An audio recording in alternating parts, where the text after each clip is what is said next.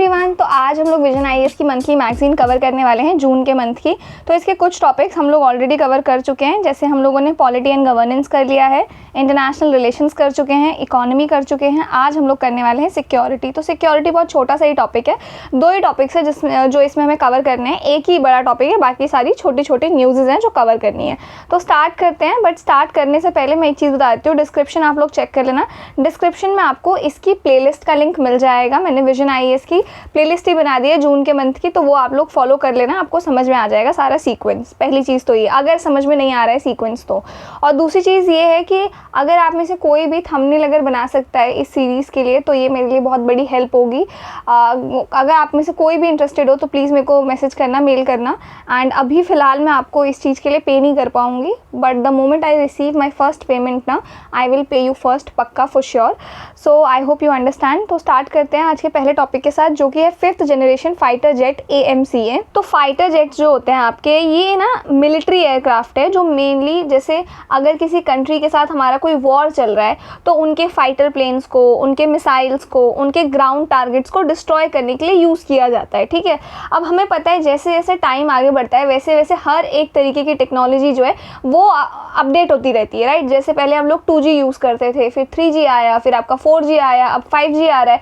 Similarly fighter jet के case में भी सेम सीन है। पहले फर्स्ट जनरेशन था जो आपका 1940 से 1950 तक था, फिर आपका सेकेंड जनरेशन आया जो 1950 से 1960 तक था, फिर थर्ड जनरेशन आया जो 1960 से 1970 तक था, फिर फोर्थ जनरेशन 1970 से 2000 तक, और अब फिफ्थ जनरेशन चल रहा है जो आपकी 2000 से चलता आ रहा है अभी तक, फिफ्थ जनरेशन। और इसमें भी हम लोग टाइम टू टाइम मॉडिफिकेशन जो है ये लाते रहते हैं। ठीक है, अब ये न्यूज़ में क्यों बना हुआ है, क्योंकि इंडिया अपना 5th generation fighter jet AMCA advanced medium combat aircraft जो है ये बनाने जा रहा है। इंडिया इंडिजीनियस का मतलब है, इंडिजीनियस का मतलब होता है खुद बना रहे हैं हम लोग। इंडिया इंडिजीनियस का मतलब है ये जो एयरक्राफ्ट है ये हम कहीं से सोर्स नहीं कर रहे हैं, ये हम लोग खुद ही इंडिया में बना रहे हैं। समझ में आ रहा है। और जो डिफेंस मिनिस्टर है उन्होंने इसके एग्जीक्यूशन मॉडल को अप्रूव कर दिया है, इस वजह से ये चीज़ न्यूज़ में बनी हुई है। अब हमारे लिए ना इस AMCA के बारे में जानना ज़रूरी है, क्योंकि आपका प्री में ना ये पूछा जाता है, ऐसे जो टेक्नोलॉजीज न्यूज़ में होते हैं ना उनसे रिलेटेड। अब हुआ क्या, देखो मैं आपको एक चीज़ बताती हूँ। चाइना है, रशिया है, अमेरिका है, इन सब ने अपना 5th generation fighter jet prepare किया है। ठीक है, खुद से। हम चाहते तो हम खरीद सकते थे, लेकिन हम ये चाहते हैं कि कल की डेट में, जैसे अभी हमारा पाकिस्तान के साथ वॉर हुआ था, ठीक है, सिमिलरली किसी और कंट्री के साथ अगर हमारा वॉर होता है तो हमें अपने डिफेंस में जो टेक्नोलॉजीज़ हम लोग यूज़ करेंगे वो खरीदने के लिए हमें किसी और देश के ऊपर डिपेंडेंट ना रहना पड़े, बल्कि हम लोग वो खुद ही बनाएं, और जो हमारा सपना है आत्मनिर्भर भारत बनने का, वो उस सपने को अचीव कर सके। समझ में आ गया। इस वजह से हमारा ये मानना है कि इसको हम लोग खुद ही इंडिया में डेवलप करेंगे। ठीक है, और इसी वजह से जो सबसे स्ट्रॉन्गेस्ट अथॉरिटी है हमारे कंट्री की, कैबिनेट कमेटी ऑन सिक्योरिटी, इन्होंने इसको अप्रूव कर दिया था 2024 में कि ठीक है इसको आप अप्रूव आप बना सकते हो आगे। ठीक है, इसका पर्पस क्या था, to manufacture the indigenous 5th generation fighter jet aircraft, जिसका नाम क्या है AMCA advanced medium combat aircraft. Clear है ये चीज़ ना। इसका जो प्रोटोटाइप है ना वो एक्सपेक्ट किया जा रहा है कि 2028-29 तक बन जाएगा, और इंडक्शन टारगेट जो है वो 2034-35 तक माना जा रहा है कि हम लोग अचीव कर लेंगे। ठीक है, अब इसके वेरिएंट्स की अगर बात करें तो देखो AMCA का जो पहला मॉडल होगा ना GEF141 इंजन के साथ चलेगा। ये जो इंजन है ना ये अमेरिका का बनाया हुआ है, इससे चलेगा हमारा ये। तो देखो ये इसलिए हम लोग कर रहे हैं क्योंकि इंडिया जो है ना वो ये चाहता है कि फाइटर जेट जो है हमारे वो जल्दी बनाए जा सके एक रिलायबल ऑलरेडी टेस्टेड इंजन के साथ। ठीक है, इससे क्या होगा, जो हमारा पहला स्टेज है ना वो इम्पोर्टेड इंजन से चलेगा, लेकिन इसके बाद जो दूसरा स्टेज है ये MK2 जो इसी का दूसरा वर्जन है, उसमें हम लोग इंडिजीनियस यानी कि खुद का बनाया हुआ इंजन ही इस्तेमाल करेंगे। ठीक है, ये चीज़ आप लोग ध्यान रखना। इसके बाद ये मैंने आपको बता दिया कौन सी एजेंसी है जो ये करेगी, तो aeronautical development agency under DRDO ये है बिहाइंड दिस, जो इसको पूरा डेवलप करेगी। ये इनका नाम आप लोग ध्यान रखना। और इससे पता है आपको एक चीज़ और पता चली है कि एरोनॉटिकल डेवलपमेंट एजेंसी जो है वो किसके अंडर काम करती है, DRDO के अंदर। ये छोटे छोटे न्यूएंसेस हैं जो UPSC प्रीलिम्स में पूछता है। ठीक है, इसके बाद नाउ जैसा कि मैंने आपको बताया कि ये बॉडी है जो कि इस चीज़ को लीड करेगी, इस प्रोजेक्ट को। ठीक है, अब ये काम कैसे करेगी, तो पहले क्या होता था ना, ये जो है हिंदुस्तान एरोनॉटिक्स लिमिटेड, ये एक गवर्नमेंट ओन कंपनी है। तो ये कंपनी थी जो कि 1940 से लेके अभी अभी तक जितने भी इंडियन एयरफोर्स के लिए एयरक्राफ्ट वगैरह बनाए जाते हैं ना, वो सारी यही कंपनी जो है बनाती थी, ठीक है। लेकिन इस बार गवर्नमेंट ने डिसाइड किया है कि अब जो है ना सिर्फ यही कंपनी नहीं है जो बनाएगी, बल्कि बाकी की जितनी भी कंपनीज हैं, चाहे प्राइवेट कंपनी हो चाहे गवर्नमेंट कंपनी हो, वो भी इस प्रोजेक्ट में हिस्सा ले सकती हैं, वो भी इस प्रोजेक्ट को बना सकती हैं। समझ में आ गया? और इसको लीड जो है वो एडीए ही करेगा। समझ में आ गया? अब ये काम कैसे करेगा? तो इसका जो पूरा मैन्युफैक्चरिंग प्रोसेस है ना, वो 3 तरीके से इन्होंने बताया कि 3 तरीके से पार्टनरशिप होगी। पहली तो होगी कि कंपनीज जो है ना वो इंडिपेंडेंटली, यानी कि एक ही कंपनी कॉन्ट्रैक्ट ले सकती है इसके मैन्युफैक्चरिंग को लेके और वो बना के दे देगी, ठीक है। दूसरा ये है कि जॉइंट वेंचर। जॉइंट वेंचर का मतलब क्या होता है कि कंपनीज जो है ना 2 या 2 से ज़्यादा कंपनी मिलके एक तीसरी नई कंपनी खोलेंगे और फिर वो कंपनी जो है पूरा मैन्युफैक्चरिंग का काम करेगी, ठीक है। और तीसरा है आपका consortia on a competitive basis, यानी कि मल्टीपल कंपनीज हैं वो एक टीम बना लेंगी और साथ में मिलके काम करेंगी। समझ में आ गया? इसमें और इसमें कंफ्यूज मत होना। इसमें जॉइंट वेंचर का मतलब है कि 2 या 2 से ज़्यादा कंपनीज मिलके एक नई कंपनी खोल रहे हैं, फिर काम कर रहे हैं। और ये कंसोर्टिया का मतलब ये है कि 2 या 2 से ज़्यादा कंपनीज मिलके एक टीम बना रहे हैं और फिर वो लोग उस प्रोजेक्ट पे काम करेंगे। फिर इनके लिए बिडिंग की जाएगी, जिनका बेस्ट लगेगा गवर्नमेंट को उसका कॉन्ट्रैक्ट गवर्नमेंट एक्सेप्ट कर लेगी एंड देन वो कंपनी जो है इसका मैन्युफैक्चरिंग का काम करेगी। समझ में आ गया? अब ये हमें अभी इतना जानने की ज़रूरत नहीं है, अब हमारे लिए मेन काम का है ये। अब ये है क्या? About the 5th generation fighter jet, इसकी क्या क्या फीचर्स है, क्यों इसके ऊपर हम लोग इतना इंक्लाइंड है कि इसको बनाना चाहिए, ये समझते हैं। तो हुआ क्या ना, आपका 1990s के बाद ना जितने एक्सपर्ट्स थे उन्होंने सोचा कि एक ना तरीका बनाते हैं, एक तरीका डेवलप करते हैं जिससे फाइटर जेट्स की टेक्नोलॉजी जो है ना उस पर हम लोग कुछ प्रोग्रेस कर सकें। समझ में आ रहा है? तो तब जाके ये आइडिया आया फाइटर जेट जनरेशंस का। अब उससे पहले ना कोई स्ट्रिक्ट हार्ड एंड फास्ट कोई रूल नहीं है जो ये बता सकता है कि ये 1st जनरेशन का एयरक्राफ्ट है, ये 2nd जनरेशन का है, ये 3rd जनरेशन का है। ऐसा कोई स्ट्रिक्ट टेक्नोलॉजीज़ या स्ट्रिक्ट रूल्स नहीं है, ठीक है। तो वर्ल्ड वॉर 2 के बाद ये जो चीज़ें हैं ना फाइटर जेट्स को डेवलप करने का, फिर उनको जनरेशन में बांटने का, ये सारा जो प्रोसेस है ना ये वर्ल्ड वॉर 2 के बाद आपका शुरू हुआ, ठीक है। फिर इसके बाद वर्ल्ड वॉर के दौरान भी जितने जो भी चीज़ें यूज़ की गई थी, फिर उसके बाद जो हमारे पास टेक्नोलॉजीज़ भी थी ना, फिर हमने सोचा कि इसको कैसे और ज़्यादा डेवलप कर सकते हैं। फिर ऐसे धीरे धीरे करके हम लोग फाइटर जेट्स पे आए, फिर फाइटर जेट्स को हम लोगों ने जनरेशन्स में डिवाइड कर दिया और आज तक ये जो चीज़ें हैं ना, ये जो डेवलपमेंट है ना, ये होते आ रहे हैं। समझ में आ रहा है? तो कोई स्ट्रिक्ट डेफिनेशन नहीं है हर जनरेशन के लिए, लेकिन हमें एक प्रोटोटाइप पता है कि इस तरीके का मॉडल है जो 1st जनरेशन में यूज़ होता था, 2nd जनरेशन में मॉडल थोड़ा चेंज हो गया, 3rd जनरेशन में और 4th में और 5th में और, ठीक है। तो ये बात है। 5th जनरेशन के जो फाइटर जेट्स हैं इनमें इनकी क्या खासियत है? तो ये कुछ खासियत है, ये कुछ फीचर्स हैं इनके। जैसे सबसे पहला क्या है यहाँ पे, twin engine power. Twin engine power का मतलब क्या है? 2 इंजन्स होने की वजह से सेफ्टी जो है वो ज़्यादा होती है, ठीक है। अगर एक इंजन फेल भी हो जाता है तो दूसरा इंजन जो है एयरक्राफ्ट को बचा लेता है। स्पेशली आपके नाइट मिशंस में ये जो है काफ़ी इंपॉर्टेंट होते हैं, ठीक है।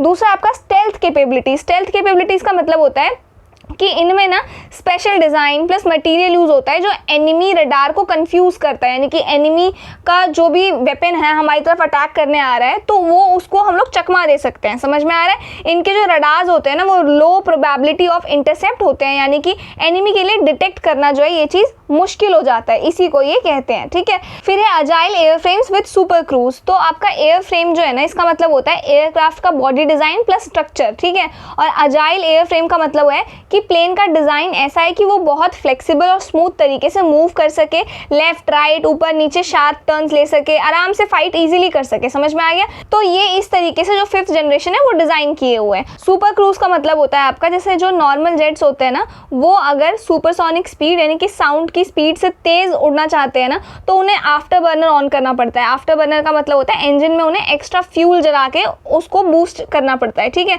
प्रॉब्लम ये आती है आफ्टर बर्नर फ्यूल जो है ना बहुत ज़्यादा कंज्यूम करता है और एनिमी जो है ना आपके हीट सिग्नल से आपको इजीली डिटेक्ट कर सकता है, ठीक है। लेकिन ये जो 5th जनरेशन वाला है ना इसमें बिना आफ्टर बर्नर यूज़ किए सुपरसोनिक स्पीड जो है हम लोग मेंटेन कर लेते हैं, इसीलिए इसको सुपर क्रूज भी कहते हैं। समझ में आ गया?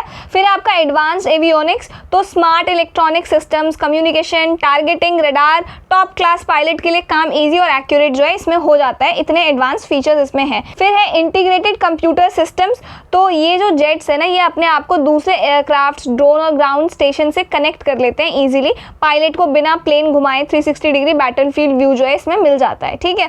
तो ये बहुत अच्छी चीज़। फिर extremely expensive to develop and maintain, अब इनको डेवलप करना, मेंटेन करना काफ़ी ज़्यादा कॉस्टली होता है। इसका जैसे कि यहाँ पे एग्जाम्पल भी दे रखा है कि अभी तक सिर्फ 3 ही कंट्रीज़ हैं जिन्होंने अपने operational 5th generation fighter jets जो है वो बनाए हैं, ठीक है। जिनमें से है आपका यूएस का F-22, F-35, रशिया का ये, चाइना का ये। इनके नाम ना आपको पता होने चाहिए क्योंकि प्री में ना मैच द फॉलोइंग पेयर्स करके आता है, तो आपको ये फाइटर जेट्स के नेम है ऐसा आपको पता होना चाहिए, ठीक है।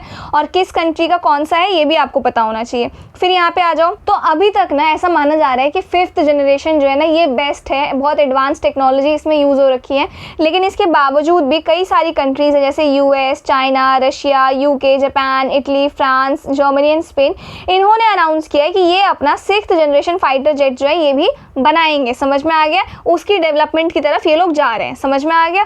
फिर इसके बाद जो ये चीज़ है ना ऐसा एक्सपेक्ट किया जा सकता है कि आर्टिफिशियल इंटेलिजेंस इंटीग्रेशन होगी इसमें, 6th जनरेशन वाले में हाइपरसोनिक कैपेबिलिटीज़ होंगी, अनमैन्ड कैपेबिलिटीज़ होंगी, तो ये सारी चीज़ें हैं जो अब हमें 6th जनरेशन में देखने को मिल सकता है। इसके बाद फिर आपका स्ट्रैटेजिक इंपॉर्टेंस, यानी कि ये जो 5th जनरेशन फाइटर जेट है ये हमारे लिए लॉन्ग टर्म में कैसे हेल्पफुल रहेगा। तो सबसे पहला तो है IAF मॉडर्नाइजेशन। IAF का मतलब है इंडियन एयरफोर्स। तो इंडियन एयरफोर्स के पास अब जो फाइटर जेट्स है ना वो पुराने हैं, जैसे कि आपका MiG-29 हो गया, ये ना आपके फेज आउट हो रहे हैं। फेज आउट का मतलब है ये एक्सपायर होने वाले हैं, ओल्ड जनरेशन के, धीरे धीरे ये जो चीज़ें हैं ये रिटायर हो जाएंगी, ठीक है। अब जो आपका IAF है, इंडियन एयरफोर्स, इनके पास ऑलरेडी जो है 42 स्क्वाड्रॉन्स का मतलब होता है एक स्क्वाड्रॉन में आपके 18 से लेके 20 जेट्स कवर होते हैं, ठीक है। तो IAF के पास ना पहले 42 स्क्वाड्रॉन्स होने चाहिए थे, इतने ज़रूरी थे, लेकिन अब ना 31 स्क्वाड्रॉन्स हैं उनके पास बचे हुए, ठीक है। तो ये हमें दिखाता है कितना बड़ा गैप है। तो ये गैप AMCA के आने से फिल हो सकता है। नए 5th जनरेशन AMCA जेट्स जो है IAF की स्ट्रेंथ को वापस बढ़ा सकते हैं, समझ में आ गया। विथ उनमें मॉडर्न टेक्नोलॉजीज़ हैं, मॉडर्न टूल्स हैं, तो उनके लिए काफ़ी ज़्यादा हेल्पफुल रहेगा। फिर आपका रीजनल थ्रेट डायनेमिक्स, तो आपको पता है चाइना के पास J-20 है, फिर पाकिस्तान ने J-10C चाइना से खरीदा है, तो इनके पास ऑलरेडी फाइटर जेट्स है, लेकिन हमारे पास कमी है। तो हमें भी इस चीज़ को लेकर तैयार रहना चाहिए, हमें भी अपने जितने भी ये वेपन्स हैं, ये जेट्स हैं, इनको ऑलरेडी प्रिपेयर्ड रखना चाहिए। फिर है टेक्नोलॉजिकल सोवेनिटी, तो आपको पता है हम लोग जो है जेट खरीदने के लिए, ये प्लेन्स खरीदने के लिए काफ़ी ज़्यादा दूसरी कंट्रीज़ पे डिपेंडेंट है, रशिया पे डिपेंडेंट है, US पे डिपेंडेंट है। तो हम वो चाह रहे हैं कि वो जो फॉरेन डिपेंडेंसी है ना, इस चीज़ को हम लोग कम कर सके, फॉरेन प्लेटफॉर्म्स पे कम हम लोग डिपेंडेंट रहें, अपने लॉन्ग टर्म डिफेंस को मेक इन इंडिया इनिशिएटिव्स के साथ मजबूत बनाएं, ताकि हम जितना पैसा खर्च कर रहे हैं ना बाहर से टेक्नोलॉजी खरीदने के लिए, वो पैसा हमारा बाहर ना जाए और हम लोग इंडिया में ही ये सारी चीज़ें जो है डेवलप कर सके। और ये हमारा आत्मनिर्भर भारत का सपना जो है ना, ये प्रोजेक्ट बहुत अच्छे से निभाएगा और ये एक पुश देगा हम लोगों को आत्मनिर्भर भारत की तरफ, समझ में आ गया। तो ये था आपका स्ट्रैटेजिक इंपॉर्टेंस। इसके बाद कंक्लूजन क्या है इसका, तो AMCA जो है ना उसको सक्सेसफुल बनाने के लिए गवर्नमेंट को मल्टी प्रॉन्ग स्ट्रैटेजी जो है ये अपनानी चाहिए। जैसे कि गवर्नमेंट को क्या क्या करना चाहिए, सबसे पहली चीज़ तो है इकोसिस्टम क्रिएट करना चाहिए, land acquisition, defence industrial zone वगैरह बनाने चाहिए, प्राइवेट सेक्टर्स को सपोर्ट देना चाहिए, ताकि जो आपका हिंदुस्तान एरोनॉटिक्स लिमिटेड है उनके साथ मिलकर प्राइवेट कंपनीज भी पार्टिसिपेट कर सके, ना कि सिर्फ आपकी हिंदुस्तान एरोनॉटिक्स लिमिटेड ही मोनोपोली रखे, ठीक है। फिर टेक्नोलॉजीज ट्रांसफ़र पर ध्यान देना चाहिए, फॉरेन में जो टेक्नोलॉजीज अभी चल रही है उनके साथ हमें अप टू डेट रहना चाहिए, ताकि हम भी अपने डिफेंस सेक्टर को बहुत ज़्यादा मजबूत बना सके। क्लियर है ये चीज़। नाउ ये जो टॉपिक था ना, ये आपके लिए ऐसे समझना बहुत ज़्यादा ज़रूरी था। अगर मैं आपको इसको शॉर्ट नोट से समझाती ना तो आपको समझ में नहीं आता, ठीक है। तो ये आपने समझ लिया अच्छे से क्या पूरा सिनेरियो है, क्या सीन है। अब आपको पढ़ना यहाँ से है, ये है शॉर्ट नोट्स इसके, ठीक है। यहाँ मैंने आपको सब कुछ प्रोवाइड कर दिया, अप्रूवल, टाइमलाइन, प्रोटोटाइप यानी कि फर्स्ट मॉडल कब से कब तक बन जाना चाहिए, इंडक्शन यानी कि इसको एयर में लेके कब से टेस्टिंग कब से इसकी कंप्लीट हो जाएगी, ये सारी चीज़ें। फिर इसके वेरिएंट्स मैंने आपको बता दिए। ये जो इंजन है ये इंडिया इंडिया का नहीं यूएस का, ये बता दिया मैंने आपको। इसके सेकंड मॉडल में हम लोग इंडिजीनियस इंजन यूज़ करेंगे, यानी कि इंडिया का ही बनाया हुआ इंजन जो है इस्तेमाल करेंगे। फिर इसका इम्प्लीमेंटेशन कौन करेगा, कैसे करेगा, ये सब मैंने आपको समझा दिया है। इसके क्या क्या फीचर्स हैं ये शॉर्ट में, अगर आप लोग मेंस में इससे रिलेटेड कुछ भी आता है तो आपको ये लिख के आना है, ठीक है।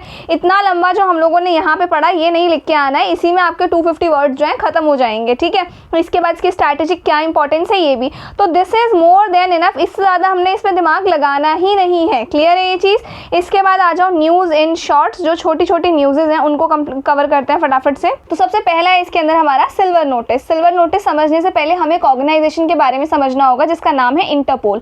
अब ये जो टॉपिक है ना ये काफ़ी इंपॉर्टेंट है, क्योंकि सेम ये टॉपिक हम लोगों ने जनवरी की मैगजीन में भी डिस्कस किया था। अब इंटरपोल है क्या? इंटरपोल का फुल फॉर्म है इंटरनेशनल क्रिमिनल पुलिस ऑर्गेनाइजेशन।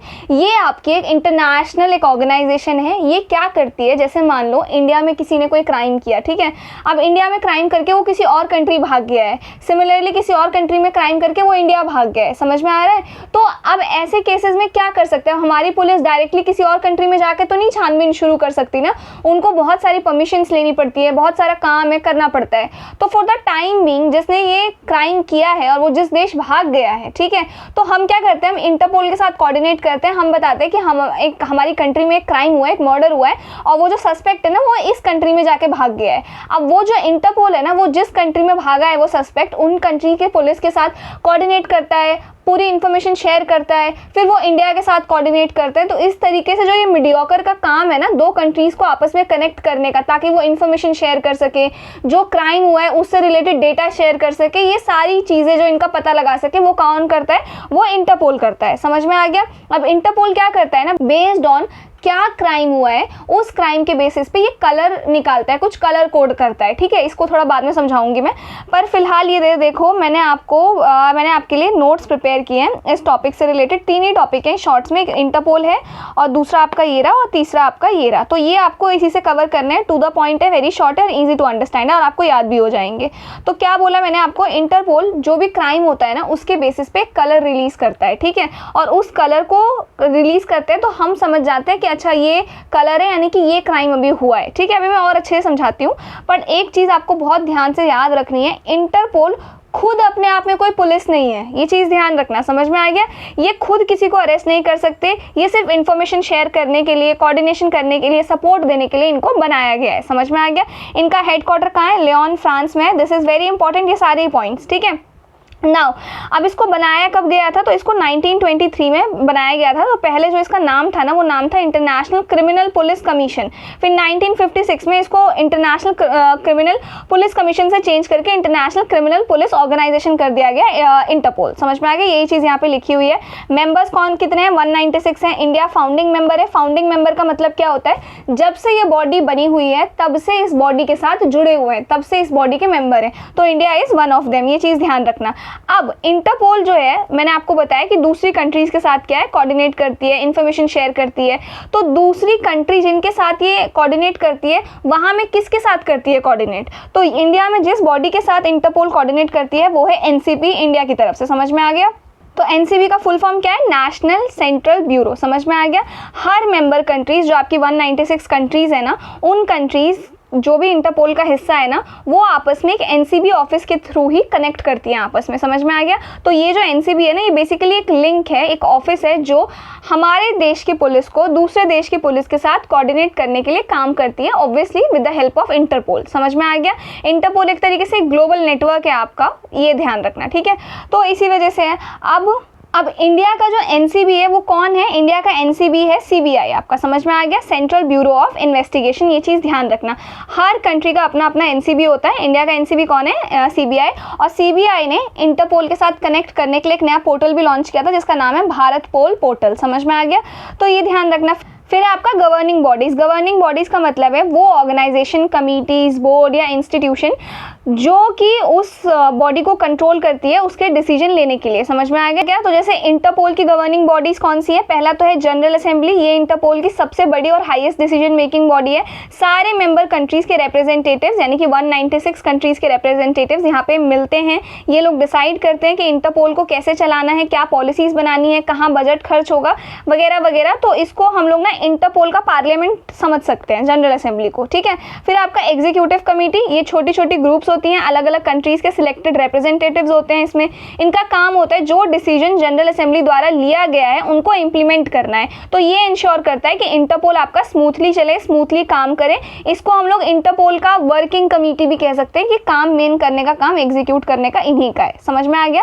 अब बात करते हैं थोड़ा सा नोटिस के बारे में। तो इंटरपोल के जो नोटिस होते हैं ना, वो एक तरह से इंटरनेशनल अलर्ट्स होते हैं, ठीक है। जो कलर, जिस कलर का नोटिस इंटरपोल इशू करता है ना, उस कलर का जो भी कोड होता है ना, वो हम लोग समझ जाते हैं। जैसे कि मैं भी समझाती हूँ, जैसे हमारे 196 मेंबर कंट्रीज़ हैं, वो जो भी कलर कोड इंटरपोल ने रिलीज़ किया वो 196 कंट्रीज़ में सर्क्यूलेट किए जाते हैं, ठीक है।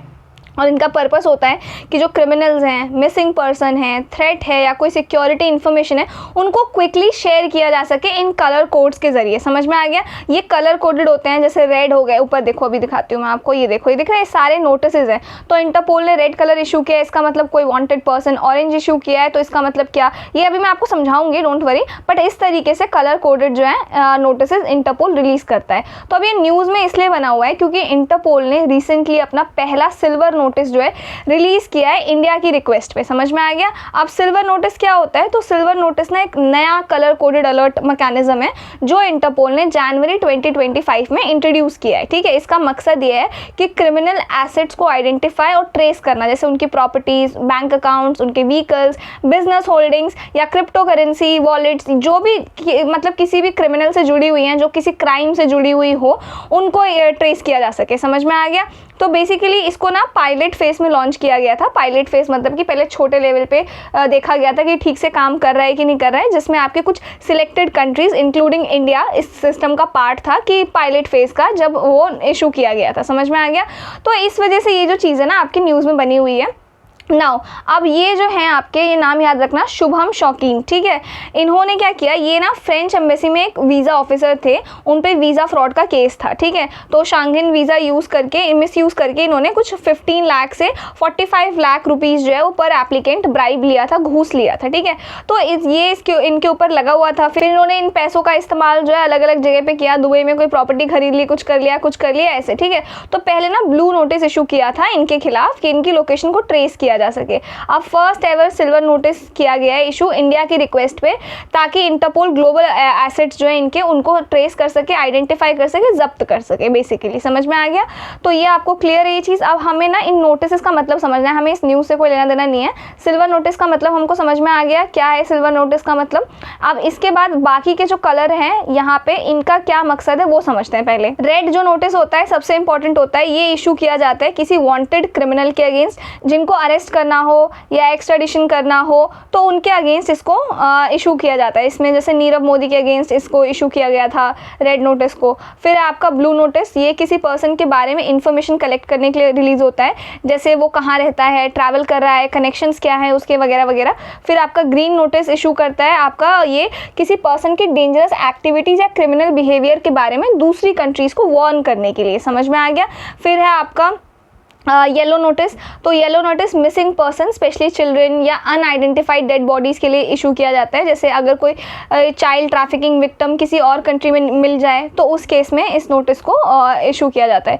फिर है आपका ब्लैक नोटिस। तो ब्लैक नोटिस जो है अनआइडेंटिफाइड डेड बॉडीज़ के लिए इन्फॉर्मेशन शेयर करने के लिए किया जाता है, ठीक है। फिर है आपका ऑरेंज नोटिस। तो अगर कोई इमिनेंट थ्रेट हो, जैसे डेंजरस वेपन्स हो, एक्सप्लोजिव हार्मफुल पार्सल्स हो, कोई बॉम्ब थ्रेट्स हो, कुछ भी हो, तो इस केस में इसको किया जाता है, ठीक है। फिर आपका पर्पल नोटिस। तो पर्पल नोटिस क्रिमिनल्स के जो वो होते हैं ना तरीके, टूल्स या मेथड्स, उनके बारे में इंफॉर्मेशन शेयर करने के लिए किया जाता है, ताकि अगर ऐसे कोई भी हमें सबूत दिख रहे हैं अपनी कंट्री में तो हम समझ सके कि क्राइम हो रहा है कुछ हमारी कंट्री में, ठीक है। फिर है कुछ इसके बाद आपके कुछ यूनाइटेड नेशन के कुछ स्पेशल सिक्योरिटी काउंसिल ने कुछ स्पेशल नोटिस इशू किए हैं। ये किया जाता है इंडिविजुअल एंटिटीज़ जो टेररिस्ट सैंक्शन लिस्ट में हैं उनके खिलाफ, जैसे आपका आपके टेररिज्म को रोकने के लिए बेसिकली। फिर आपका सिल्वर नोटिस जो 2025 में पायलट फेज में लॉन्च किया गया, ये मैंने आपको बता दिया, ट्रेस और गैदर करने के लिए इन्फॉर्मेशन जो भी किसी भी क्रिमिनल से जुड़ी हुई है, उसके कोई भी एसेट है, कोई भी कनेक्शंस है, उनको ट्रेस करने के लिए, ठीक है। तो ये आपने ध्यान रखना है, काफ़ी इंपॉर्टेंट है, 2 बार बन गया है ये न्यूज़ में, ठीक है। तो कलर कोडेड आपको पता होने चाहिए इसके। फिर इसके बाद आ जाओ next topic, Rudrastra UAV successful trial at Pokhran. अब ध्यान से समझना, आजकल जो वॉर चल रहा है, ठीक है, इसमें फाइटर जेट्स और टैंक्स वगैरह हो गए, सिर्फ यही इन्वॉल्व नहीं होते, बट इसके अलावा एक और स्पेशल तरीके के एयरक्राफ्ट है जिनका नाम है UAV का मतलब है अनमैन्ड एरियल व्हीकल्स, यानी कि इनको चलाने के लिए ना हमें किसी पायलट की ज़रूरत नहीं है, ठीक है। इनको हम लोग बिना पायलट के भी इनको कंट्रोल कर सकते हैं AI की हेल्प से, कंप्यूटर सिस्टम्स की हेल्प से, ठीक है। तो ये आजकल की वॉर में हमें देखने को मिल रहे हैं। तो इसी वजह से इंडिया को ज़रूरत लगी कि हमें भी अपना UAV डेवलप करना चाहिए। ड्रोन्स हो गए, UAVs हो गए, तो आजकल वॉर्स में ये इस्तेमाल होते हैं, ठीक है। जैसे रशिया यूक्रेन वॉर में ड्रोन्स वॉरफेयर हुआ था। फिर इसके बाद इंडिया को ये सारे सिनेरियोज देखते हुए लगा कि इंडिया को भी अपने इंडिजीनियस ड्रोन्स की ज़रूरत है जो सर्वेलेंस भी कर सके और प्रिसीजन स्ट्राइक भी कर सके, ठीक है। इसी नीड को ध्यान में रखते हुए हम लोगों ने एक नया UAV डेवलप किया जिसका नाम है रुद्रस्त्र। ये चीज़ ध्यान रखना, अगर कभी आ जाता है ना मैचिंग में, तो आपको पता होना चाहिए कि UAV है, किसने डिज़ाइन किया, किसने डेवलप किया है, इंडिया ने, ठीक है। ये चीज़ ध्यान रखना। नाउ इसका ट्रायल हुआ जो सक्सेसफुल रहा, पोखरण राजस्थान में ट्रायल हुआ, इस वजह से ये न्यूज़ में बना हुआ है। इसको डेवलप किसने किया है? Solar defence and aerospace limited. ये ना ध्यान रखना क्योंकि प्री में ना ये स्टेटमेंट वाइज क्वेश्चन में बन जाते हैं, ठीक है। अब ये किस तरीके का है ये ध्यान से सुनना। Hybrid UAV Rudrastra tested at Pokhran Rajasthan. Hybrid UAV का मतलब क्या है? यूजुअली जो आपके एयरप्लेन्स होते हैं ना, उनको ना उड़ने के लिए एक रनवे की ज़रूरत होती है, राइट। थोड़ा ज़मीन पे चलते हैं फिर उड़ते हैं। सिमिलरली जब वो लैंड करते हैं तब भी उनको ज़मीन की ज़रूरत होती है लैंडिंग वगैरह के लिए, ठीक है। लेकिन ये जो है ना आपके हाइब्रिड UAV, ये आपके vertical take off and landing यानी कि VTOL, यानी कि इसका मतलब ये कि इनको ना उड़ने के लिए चाहे नीचे लैंड करने के लिए, दोनों ही तरीकों में इनको ज़मीन की ज़रूरत नहीं है, रनवे की ज़रूरत नहीं है। ये हेलीकॉप्टर की तरह होते हैं, वर्टिकल टेक ऑफ और लैंडिंग दोनों ही छोटी जगह पर भी पॉसिबल होता है। समझ में आ गया? तो ये चीज़ ध्यान रखना। अब इसके कुछ की फीचर्स है, जैसे कि पहला आपका VTOL कैपेबिलिटी। तो VTOL जो मैंने आपको ये बताया कि इनको रनवे की ज़रूरत नहीं है, ये हेलीकॉप्टर मोड में होते हैं जब ये उड़ रहे होते हैं, उड़ने वाले होते हैं, और जब ये लैंड करने वाले होते हैं, ठीक है। तो इनको सीधा डेजर्ट या माउंटेन से भी उड़ाया जा सकता है बिना रनवे के। लेकिन हवा में जाते ही ना ये एयरप्लेन मोड में आ जाते हैं, जिससे रेंज इनकी ज़्यादा हो जाती है और एनर्जी एफिशिएंट होता है। ये समझ में आ गया? जब मिशन खत्म हो जाता है तो वापस अपनी वर्टिकल लैंड ये लोग कर सकते हैं, ठीक है। तो ये बहुत अच्छी चीज़ है। फिर इसकी रेंज की बात करें तो 170 किलोमीटर्स रेंज है, और फ्लाइट टाइम इसका कितना है? 1.5 आवर्स है। फिर है पेलोड। तो ये जो है ना आपका, ये precision guided anti personnel warheads, यानी कि ये जो रुद्रस्त्र है इसके पास ऐसे स्मॉल बट पावरफुल वॉरहेड्स यानी कि एक्सप्लोजिव लगे होते हैं जो स्पेशली एनिमी सोल्जर्स या छोटे टारगेट्स को डिस्ट्रॉय करने के लिए बनाए गए हैं, ठीक है। फिर प्रिसीजन गाइडेड का मतलब ये है कि ये ना GPS या लेज़र गाइडेंस सिस्टम की हेल्प से एग्जैक्ट टारगेट पर गिरते हैं और कोलेटरल डैमेज या साइड डिस्ट्रक्शन जो है ये कम होता है, ठीक है। फिर आपका मिड एल्टीट्यूड रिलीज, यानी कि जो ये है ना आपका, ये रुद्रस्त्र ड्रोन ये ज़्यादा नीचे नहीं आता है, ठीक है, बल्कि एक सिग्निफिकेंट सेफ हाइट पर ही रहता है और वहाँ पे रहते हुए अपने वॉरहेड्स को रिलीज़ करता है, एक्सप्लोजिव्स को रिलीज़ करता है। ये इसलिए इंपॉर्टेंट है ताकि ड्रोन को एनिमी फायर से बचाया जा सके और फिर भी अपने टारगेट्स को एक्यूरेटली हम लोग हिट कर सके। समझ में आ गया? फिर है operational ability, real time surveillance. तो रियल टाइम लाइव वीडियो इस पे हम लोग कर सकते हैं, ऑपरेट कर सकते हैं, टारगेट लोकेट करने के बाद एक्यूरेट स्ट्राइक कर सकते हैं। फिर है ऑटोमेशन, अपना मिशन कंप्लीट करने के बाद ऑटोमेटेड मोड जो है इसमें ऑन हो जाता है, फिर ये जो अपनी लॉन्च पोजीशन पर वापस आ सकता है। तो ये बहुत अच्छी चीज़ है। तो ये था आपका Rudrastra UAV successful trial at Pokhran. यही आर्टिकल है ये वाला ऊपर, यही है सेम टू सेम, यही मैंने आपको पूरा समझाया है। इसके बाद थर्ड है हमारे पास एक्सरसाइजेज एंड न्यूज़। ये खुद ही बहुत छोटा था बट स्टिल मैंने इसके नोट्स बना दिए ताकि आप लोग एक ही जगह रिवाइज कर सको। तो पहला है एक्सरसाइज खान क्वेस्ट मंगोलिया। तो आपको पता है वर्ल्ड में ना पीस कीपिंग मिशंस काफ़ी इंपॉर्टेंट होते हैं, स्पेशली यूनाइटेड नेशंस के अंदर। तो यूनाइटेड नेशन ना अपने मेंबर कंट्रीज़ की आर्मीज़ को ट्रेनिंग, कोऑर्डिनेशन वगैरह देने के लिए एक प्लेटफॉर्म प्रोवाइड करता है ताकि अगर कहीं कॉन्फ्लिक्ट जोन में पीस कीपिंग की ज़रूरत है, शांति बनाने की ज़रूरत है, तो सोल्जर्स ऑलरेडी ट्रेंड है और वेल कोऑर्डिनेटेड हैं, आपस में एक दूसरे को जानते हैं। समझ में आया?